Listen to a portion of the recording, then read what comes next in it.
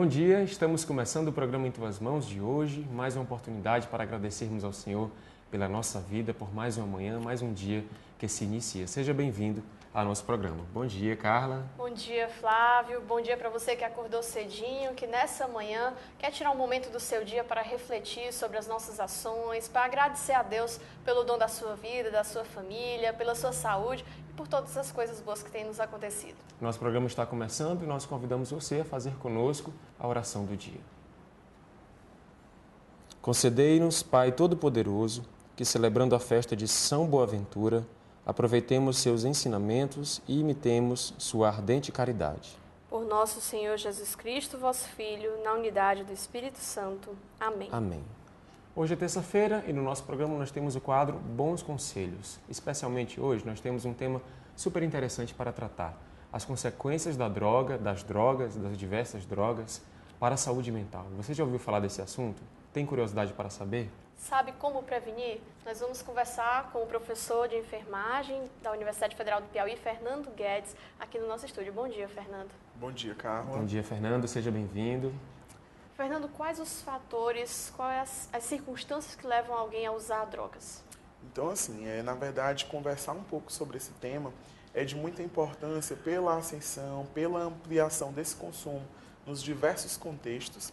E assim, falar desse consumo de drogas é extremamente importante, sobretudo desses fatores de risco, porque as estratégias preventivas elas devem ser mediadas a partir desses fatores. Então nós temos como classificar esses fatores em alguns grupos.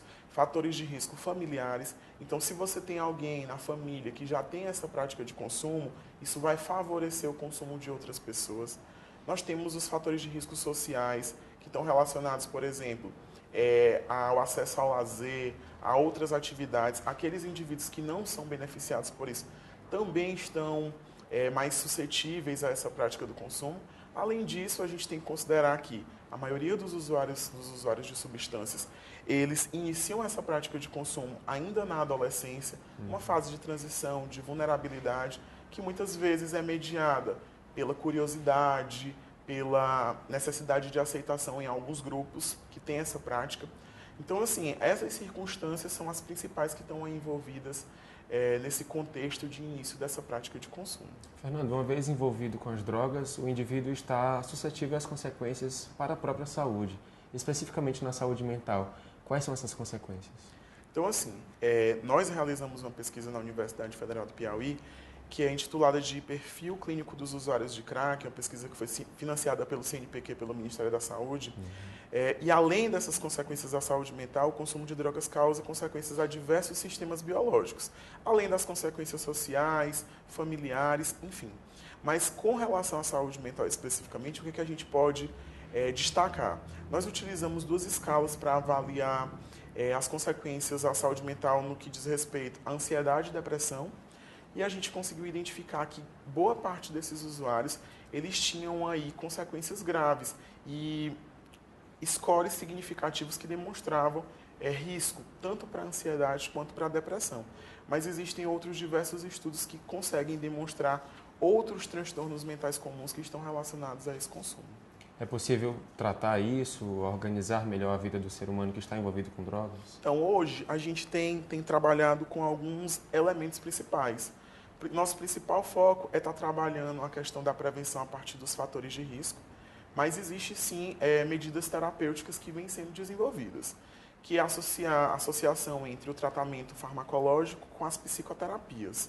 E aí, dentro desse contexto das psicoterapias, profissionais específicos estão aí desenvolvendo uma infinidade de abordagens relacionadas a esse tratamento que tem como foco principal a prevenção da recaída. Laborterapia, né? O pessoal, por meio do trabalho, você liberar todo...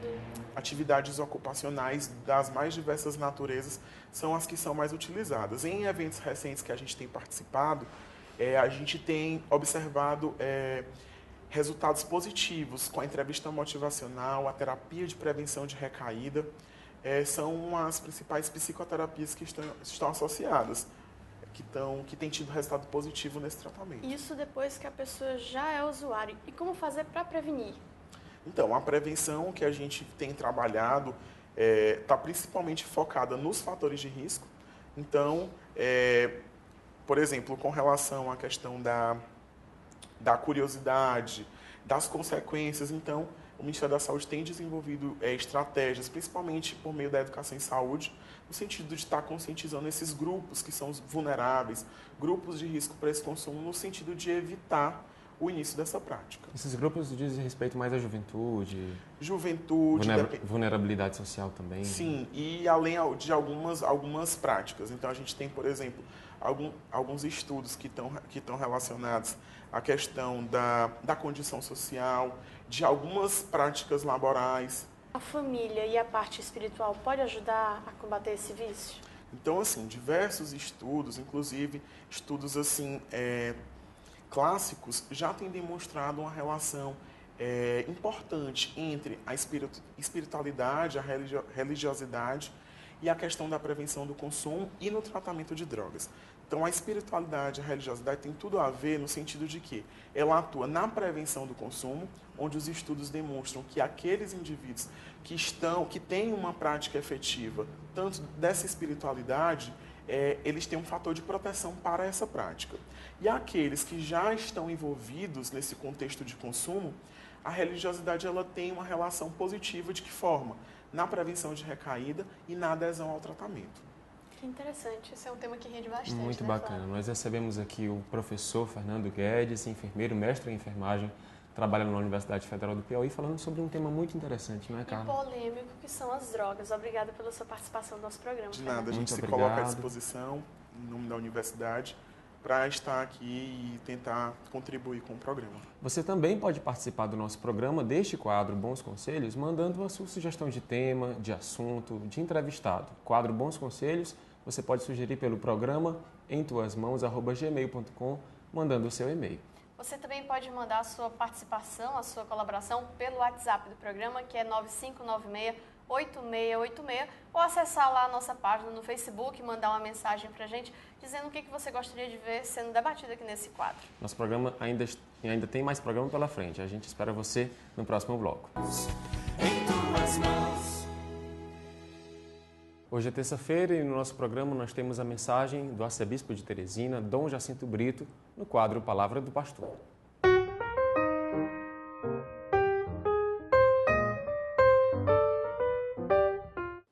Todos nós aprendemos pelo catecismo, pelo ensinamento da igreja, que o batismo nos torna filhos, filhas de Deus.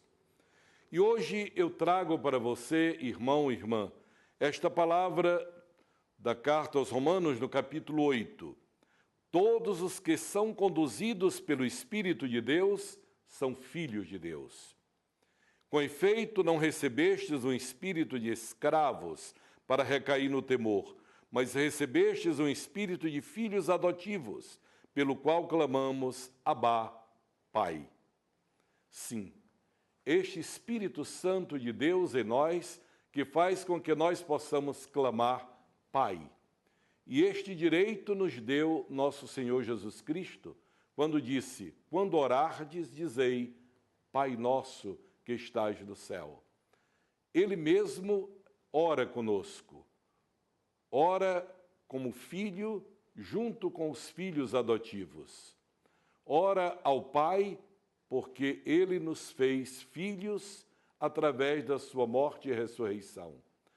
Ora em nós pelo seu Santo Espírito, que ora em nós com palavras que a língua não consegue exprimir.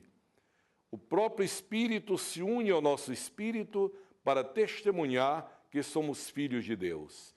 E olhe que palavra importante nos é dita. E se somos filhos, somos também herdeiros. Herdeiros de Deus e co-herdeiros de Cristo. Significa, nós participaremos das riquezas do Pai Celestial.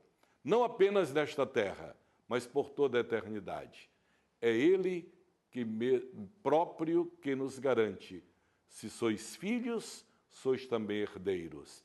Que essa esperança nos leve a estar sempre nas mãos do Senhor.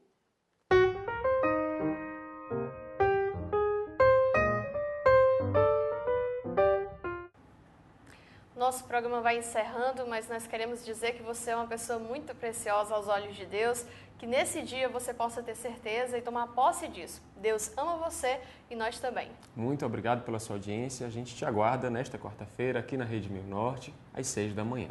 Estamos juntos em tuas mãos.